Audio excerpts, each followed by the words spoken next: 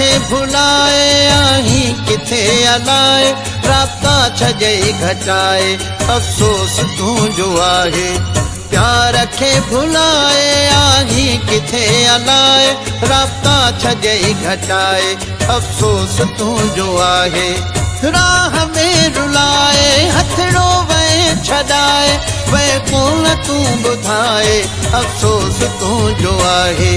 प्यार खे भुलाए आही किथे अलाए, राब्ता छजई घटाए अफ़सोस तुंहिंजो आहे।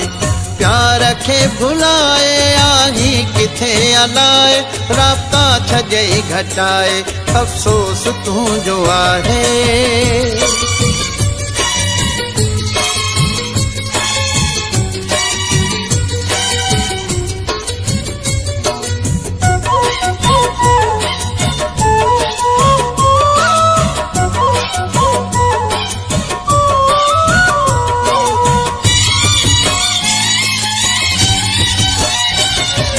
पहर प्यार वारा को न विसारे सघां थो,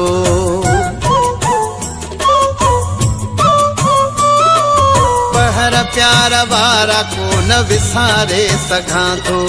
वार विखेरियल बि को न सवारे सघां थो। कंडन जी सेज ठाहे उन ते वहे सुम्हाए, सोचुई न मुंहिंजे लाइ अफ़सोस तुंहिंजो आहे। प्यार खे भुलाए आही किथे अलाए, राब्ता छजई घटाए अफ़सोस तुंहिंजो आहे। प्यार खे भुलाए आही किथे अलाए, राब्ता छजई घटाए अफ़सोस तुंहिंजो आहे।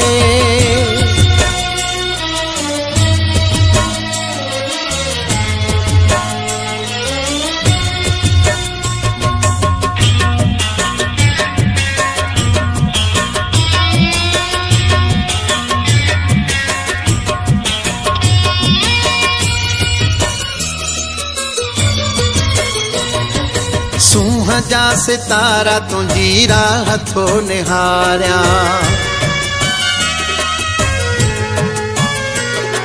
सूंह जा सितारा तुंहिंजी राह थो निहारिया। ओ मुंहिंजा प्यारा तुंहिंजी राह थो निहारिया। सिक तुंहिंजी थी सताए आराम कोन आहे, मुहड़ो वए मटाए अफ़सोस तुंहिंजो आहे।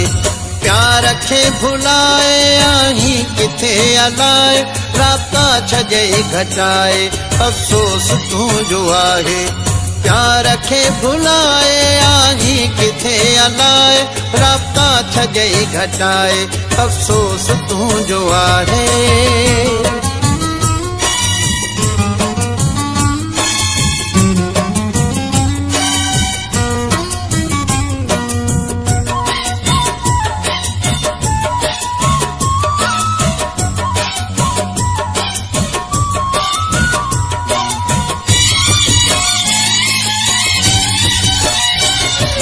अकरम बुरड़े के छाल छॾे तूं वयो आं, अकरम बुरड़े के छाल छॾे तूं वयो आं।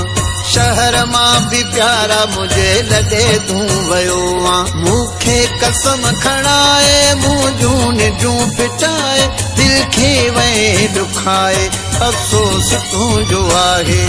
प्यार खे भुलाए आही किथे अलाए, राब्ता छजई घटाए अफ़सोस तुंहिंजो आहे। प्यार खे भुलाए आही किथे अलाए, राब्ता छजई घटाए अफ़सोस तुंहिंजो आहे। राह में रुलाए हथड़ो वए छॾाए, वे कोन तूं ॿुधाए अफ़सोस तुंहिंजो आहे। प्यार खे भुलाए आही किथे अलाए, राब्ता छजई घटाए अफ़सोस तुंहिंजो आहे। प्यार खे भुलाए आही किथे अलाए, राब्ता छजई घटाए अफ़सोस तुंहिंजो आहे।